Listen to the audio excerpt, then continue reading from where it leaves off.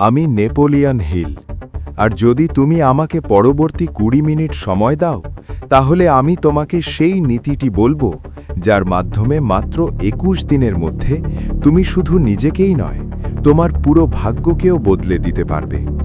তুমি হয়তো বিশ্বাস করবে না, কিন্তু পৃথিবীর সবচেয়ে শক্তিশালী শক্তি তোমার মনের মধ্যেই আছে।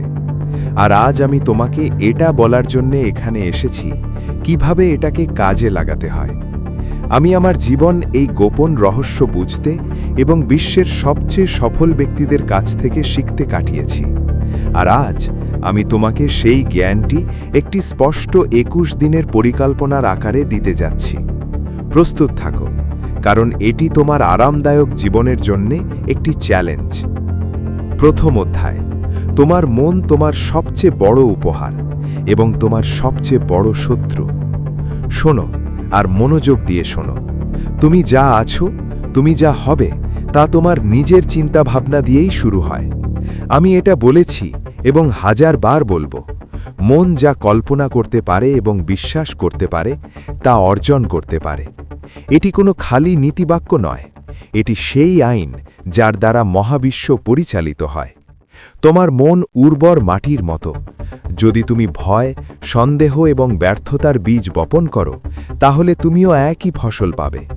কিন্তু যদি তুমি আত্মবিশ্বাস, দৃঢ় সংকল্প এবং বিজয়ের চিন্তা বপন করো, তাহলে তোমার ফসল হবে সমৃদ্ধি এবং সাফল্যের। এটা খুবই সহজ এবং তবুও এত গভীর। সমস্যা হলো, বেশিরভাগ মানুষই অবচেতনভাবে নেতিবাচকতার বীজ বপন করে। আমি পারি না, এটা আমার নিয়ন্ত্রণের বাইরে, কেন সবসময় আমার সাথেই এমন হয়? এই উক্তিগুলো তোমার মনের মাটিকে বিষাক্ত করে তুলছে। আমার টমাস এডিসনের উদাহরণ মনে আছে। প্রায় ১০,০০০ বার ব্যর্থ হওয়ার পরেও সে তার পরীক্ষা ছেড়ে দেয়নি। কেন? কারণ তার মনে কেবল একটি চিন্তা ছিল, আমি একটি আলোর বাল্ব তৈরি করব যা জ্বলবে। প্রতিটি ব্যর্থতা তার জন্য একটি নতুন শিক্ষা ছিল, এক ধাপ এগিয়ে। সে কখনোই তার মনকে এটা বলতে দেয়নি যে এটা অসম্ভব। আর দেখো, আজ তোমার পুরো পৃথিবী সেই একটি অটল চিন্তার আলোয় আলোকিত। এবার নিজের কথা ভাবো, তোমার অভ্যন্তরীণ সংলাপ কেমন? সকালে যখন তুমি আয়নার সামনে দাঁড়াও, তখন তুমি নিজেকে কি বলো? তুমি কি তোমার ত্রুটিগুলি গণনা করো, নাকি তোমার সম্ভাবনার কথা মনে করিয়ে দাও? এখান থেকেই সবকিছু শুরু হয়। তোমার আত্মকথন তোমার অবচেতন মনের প্রতি একটি আদেশ, এবং তোমার অবচেতন মন সেই অনুযায়ী তোমার বাস্তবতাকে রূপ দিতে শুরু করে। তাই প্রথম নীতি, প্রথম পাঠ, প্রথম পদক্ষেপ হল তোমার চিন্তাভাবনা নিয়ন্ত্রণ করো, সেগুলি পর্যবেক্ষণ করো। ঠিক যেমন একজন বাঘরক্ষক প্রতিটি অনুপ্রবেশকারীকে বাধা দেয়, তেমনি তোমাকেও প্রতিটি নেতিবাচক, সন্দেহজনক চিন্তাভাবনাকে তোমার মনে প্রবেশ করা থেকে বিরত রাখতে হবে এবং একটি স্পষ্ট, ইতিবাচক, শক্তিশালী বিশ্বাস দিয়ে প্রতিস্থাপন করতে হবে। আমি সক্ষম, আমি এটা করতে পারি, পৃথিবী আমার জন্য সুযোগে পরিপূর্ণ। এগুলি বারবার পুনরাবৃত্তি করো, চিৎকার করো, লিখে রাখো, সেগুলিকে তোমার মন্ত্রে পরিণত করো।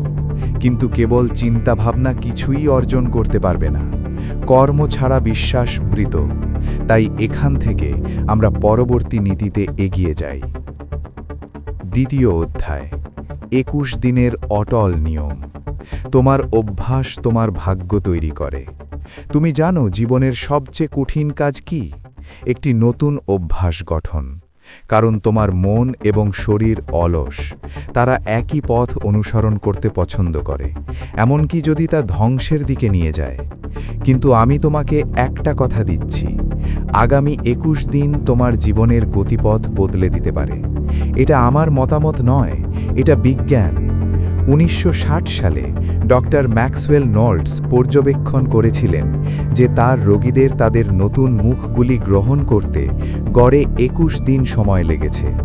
তিনি এই পর্যবেক্ষণ থেকে সাইকোসাইবারনেটিক্স তত্ত্বটি তৈরি করেছিলেন। যে কোনো নতুন মানসিক চিত্র বা অভ্যাস অবচেতনে গেঁথে উঠতে কমপক্ষে ২১ দিন সময় লাগে। আধুনিক স্নায়ুবিজ্ঞান এটি প্রমাণ করেছে। যখন আপনি বারবার কিছু পুনরাবৃত্তি করেন তখন আপনার মস্তিষ্কের কোষগুলি এর জন্য নতুন পথ তৈরি করে। প্রথমে এই পথটি একটি পায়ের পথের মতো, তারপর একটি রুক্ষ পথ, এবং 21 দিনের ধারাবাহিক অনুশীলনের পরে এটি একটি পাকা রাস্তা হয়ে যায়। তারপরে সেই পথ অনুসরণ করা আপনার স্বাভাবিক প্রবৃত্তি হয়ে ওঠে। এটি একটি অভ্যাসের জন্ম। এখন আপনি আমাকে জিজ্ঞাসা করবেন, মিস্টার হিল, আমি কিভাবে শুরু করব? এটা সহজ। একটি অভ্যাস বেছে নিন, কেবল একটি। তা সে ভোর 5টায় ঘুম থেকে ওঠা, প্রতিদিন 30 মিনিট পড়াশোনা করা, অথবা প্রতিদিন 1 ঘন্টা আপনার দক্ষতার উপর কাজ করা হোক না কেন। নিজের কাছে একটি দৃঢ় প্রতিশ্রুতি দিন এবং তারপরে কোনো অজুহাত ছাড়া 21 দিন ধরে এটি ধারাবাহিকভাবে করুন। প্রথম 3 দিন তুমি সংগ্রাম করবে, তোমার পুরো শরীর এবং মন বিদ্রোহ করবে। চতুর্থ দিন একটু সহজ বোধ করবে। সপ্তম দিনে তুমি একটি ছোট্ট জয় অনুভব করবে। 14তম দিনে তুমি অনুভব করতে শুরু করবে যে এটি তোমার একটি অংশ হয়ে উঠছে। এবং 21তম দিনে যখন তুমি সকালে ঘুম থেকে উঠবে, তখন তোমার আর কোনো স্মরণ করিয়ে দেওয়ার প্রয়োজন হবে না। তুমি স্বয়ংক্রিয়ভাবে এটি করতে শুরু করবে। এটি তোমার নতুন পরিচয় হয়ে উঠবে। আমি সেই ব্যক্তি যে তাড়াতাড়ি ঘুম থেকে ওঠে। আমি সেই ব্যক্তি যে নিয়মিত ব্যায়াম করে। সাফল্য এক লাফে আসে না, বরং ছোট ছোট সুশৃঙ্খল দৈনন্দিন পদক্ষেপের মাধ্যমে আসে। এই 21 দিনের নিয়মের আরেকটি দিক হল খারাপ অভ্যাস ত্যাগ করা। এটা করো না, এই কথা বলে তুমি কেবল একটা খারাপ অভ্যাস দূর করতে পারো না। তোমাকে অবশ্যই এর পরিবর্তে একটা ভালো অভ্যাস ব্যবহার করতে হবে। 21 দিন ধরে এই অভ্যাসটি করো এবং তোমার মস্তিষ্ক একটা নতুন পথ তৈরি করবে। মনে রেখো, তুমি যা বারবার করো তাই হয়ে যাও। তোমার অভ্যাস তোমার চরিত্রকে গঠন করে, আর তোমার চরিত্র তোমার ভাগ্যকে গঠন করে। এখন এই অভ্যাস এবং চিন্তাভাবনাগুলোকে কোন দিকে পরিচালিত করা উচিত? এর জন্য আমাদের তৃতীয় নীতির প্রয়োজন। তৃতীয় অধ্যায়, স্পষ্ট লক্ষ্য ছাড়া তুমি চালকবিহীন নৌকা। আমাকে একটা প্রশ্নের উত্তর দাও, জীবনে তুমি কি চাও? আর দ্রুত। সাধারণ উত্তর দিও না, আমি টাকা চাই, আমি সুখী হতে চাই। তাতে কাজ হবে না। আমার স্পষ্টতা দরকার। আমার স্পষ্টতা দরকার। সফল জীবনের ভিত্তি হলো একটি স্পষ্ট, লিখিত প্রাথমিক উদ্দেশ্য। আমি লক্ষ্য করেছি যে বিশ্বের প্রতিটি মহান নেতা, প্রতিটি সফল উদ্যোক্তার মধ্যে এই একটি জিনিস মিল ছিল। তারা তাদের লক্ষ্যকে স্ফটিকের মতো স্পষ্ট করে সংজ্ঞায়িত করেছিলেন। যদি তোমার এই স্পষ্টতা না থাকে, তাহলে তুমি বাতাসের প্রতিটি ঝাপটায় ভেসে বেড়াবে। তোমার শক্তি থাকতে পারে, কিন্তু কোনো দিক নির্দেশনা নেই। আর দিক নির্দেশনা ছাড়া সব কিছুই বৃথা। তাই আজই, এখনই এটি করো। একটি কলম এবং কাগজ নাও। উপরে লেখো, আমার প্রাথমিক লক্ষ্য, এবং তারপর এটি লিখে রাখো। আমার প্রাথমিক লক্ষ্য, আগামী 5 বছরে আমি আমার পরিবারকে তাদের প্রাপ্য জীবন দিতে সক্ষম হব। দেখো যে এটি স্পষ্ট, এটি পরিমাপযোগ্য, এর একটি সময়সীমা আছে, এটি নির্দিষ্ট। এবং তারপর প্রতিদিন সকালে ঘুম থেকে ওঠার সময় এই উদ্দেশ্যটি 2 বার পড়ো। জোরে জোরে পড়ো। ঘুমাতে যাওয়ার আগে আবার পড়ো। এটি করার ফলে এটি তোমার সচেতন মন থেকে তোমার অবচেতনে প্রবেশ করতে পারবে। এবং একবার এটি তোমার অবচেতনে গেঁথে গেলে জাদু শুরু হয়। যখন তুমি তোমার লক্ষ্য স্পষ্ট করে ফেলো, তখন তোমার মনোযোগ সুযোগ, মানুষ এবং বিশ্বের সেই লক্ষ্যের সাথে সম্পর্কিত তথ্যের দিকে যেতে শুরু করে, যা তুমি আগে লক্ষ্য করনি। লিখিত লক্ষ্য ছাড়া তুমি অন্য মানুষের লক্ষ্য পূরণে আটকে থাকবে। তুমি কি অন্য কারোর স্বপ্নের দিকে কাজ করবে? তুমি কি এটাই চাও? না, তাহলে এখনই উঠে পড়ো এবং এটি লিখে রাখো। এটাই প্রকৃত স্বাধীনতার দিকে প্রথম ধাপ। কিন্তু একবার লক্ষ্য খুঁজে পেলে তা অর্জনের জন্য এক বিশেষ ধরনের জ্ঞানের প্রয়োজন। চতুর্থ অধ্যায়, বিশেষ জ্ঞান, যে তরবারি আপনাকে জনতা থেকে আলাদা করে। আমি আপনাকে একটি সত্য কথা বলতে চাই। সাধারণ জ্ঞান, যতই বিশাল হোক না কেন, আপনাকে ধনী বা ব্যতিক্রমীভাবে সফল করবে না। আপনি যা পড়তে পারেন তার সব কিছুই আপনার থাকতে পারে, কিন্তু এটি আপনাকে গড়ের উপরে উন্নীত করবে না। সফলতার জন্য বিশেষ জ্ঞানের প্রয়োজন। এমন জ্ঞান যা একটি ক্ষেত্রে গভীর এবং যা আপনি একটি নির্দিষ্ট লক্ষ্যের জন্য প্রয়োগ করতে পারেন। আমি আপনাকে হেনরি ফোর্ডের গল্প বলি। তিনি নিজে একজন মহান প্রকৌশলী ছিলেন না, কিন্তু সংগঠন এবং গণ উৎপাদন সম্পর্কে তার বিশেষ জ্ঞান ছিল, এবং তিনি এমন একটি ইঞ্জিনিয়ার দল তৈরি করেছিলেন যাদের কাছে তার অভাব ছিল এমন বিশেষ জ্ঞান ছিল। তারা দক্ষতা সংগ্রহ করেছে। এটা অন্যভাবে, যদি তুমি নিজে বিশেষজ্ঞ হতে না চাও তাহলে এমন লোকদের সাথে যোগাযোগ করো যারা বিশেষজ্ঞ, কিন্তু তোমাকে জানতে হবে কোনটি বেছে নিতে হবে, এবং তা জানতে হলে সেই ক্ষেত্রে তোমার মৌলিক বিশেষায়িত জ্ঞানের প্রয়োজন। আজকের যুগে সাধারণ জ্ঞানের কোনো মূল্য নেই, সব কিছুরই মূল্য আছে। যার মূল্য আছে তা হলো গভীর, ব্যবহারিক, প্রযোজ্য জ্ঞান, যা সমস্যার সমাধান করে। তাই নিজেকে জিজ্ঞাসা করো, তুমি কোন সমস্যার সমাধান করতে পারো? তোমার নির্দিষ্ট জ্ঞান কি? যদি উত্তর না হয়, তাহলে আজই এটি তৈরি করা শুরু করো, কারণ এটিই সেই অস্ত্র যা তোমাকে জীবনে অজেয় করে তুলবে। কিন্তু এই সমস্ত জ্ঞান এবং লক্ষ্যগুলি উপলব্ধি করার জন্য তোমাকে অবশ্যই তোমার মনের গভীরতম গহ্বরে প্রবেশ করতে হবে। পঞ্চম অধ্যায়, স্বপরামর্শ, যে কোড তোমার অবচেতনকে প্রোগ্রাম করে। এখন আমরা সবচেয়ে শক্তিশালী, সবচেয়ে গোপন নীতিতে আসি।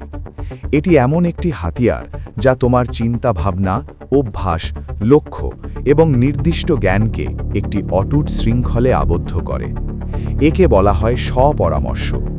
সহজ কথায়, বারবার, জোরে এবং আবেগের সাথে নিজেকে বলুন তুমি কি হতে চাও। তোমার অবচেতন মন যুক্তি দেয় না, এটি বিশ্বাস করে, এবং আপনি যা আবেগের সাথে পুনরাবৃত্তি করেন তা বিশ্বাস করে। আপনি যদি প্রতিদিন সকালে আয়নার সামনে দাঁড়িয়ে বলেন আমি একজন ব্যর্থ, আমি কিছুই করতে পারি না, তাহলে আপনার অবচেতন মন এটিকে সত্য হিসেবে গ্রহণ করবে এবং সেই অনুযায়ী আপনার কাজগুলিকে সারিবদ্ধ করবে। কিন্তু যদি আপনি বলেন আমি সফল, আমি শক্তিশালী, আমি প্রতিদিন প্রতিটি দিক থেকে উন্নত হচ্ছি, তাহলে আপনার অবচেতন মন এটিকে সত্য হিসেবে গ্রহণ করবে এবং আপনার বাস্তবতা পরিবর্তন করার জন্য কাজ করবে। সুতরাং আপনার 21 দিনের অনুশীলনটি এই হওয়া উচিত। আপনার স্পষ্টভাবে লিখিত প্রাথমিক উদ্দেশ্যটি নিন, এটিকে 5টি ইতিবাচক বর্তমানকালের বিবৃতিতে অনুবাদ করুন। উদাহরণস্বরূপ, আমি একজন আত্মবিশ্বাসী এবং সফল উদ্যোক্তা। আমি সহজেই আমার লক্ষ্য অর্জন করি। অর্থ সহজেই এবং প্রচুর পরিমাণে আমার প্রতি আকৃষ্ট হয়। প্রতিদিন সকালে স্নান করার সময় এবং পোশাক পরার সময় এই নিশ্চিতকরণগুলি জোরে জোরে বলুন। সম্পূর্ণ বিশ্বাসের সাথে এগুলি অনুভব করুন। প্রতি রাতে ঘুমোতে যাবার আগে চুপচাপ বসে আবার সেগুলি পুনরাবৃত্তি করুন। 21 দিনের শেষে আপনি একজন নতুন ব্যক্তি হবেন। আপনার সন্দেহ দূর হয়ে যাবে, ভয় সংকুচিত হবে এবং প্রতিটি নিঃশ্বাসের সাথে একটি নতুন, অপ্রতিরোধ্য আত্মবিশ্বাস প্রবাহিত হবে। এখনই শুরু করুন। আর যদি তুমি এতদূর শুনে থাকো, তাহলে এর মানে হলো তোমার ভেতরে সেই স্ফুলিঙ্গ আছে। এটাকে মরতে দিও না। ভিডিওটি লাইক করো। তুমি শুধু তোমার প্রতিশ্রুতিই নথিভুক্ত করবে না, বরং যাদের সবচেয়ে বেশি প্রয়োজন তাদের কাছে এই বার্তাটি ছড়িয়ে দিতেও আমাকে সাহায্য করবে।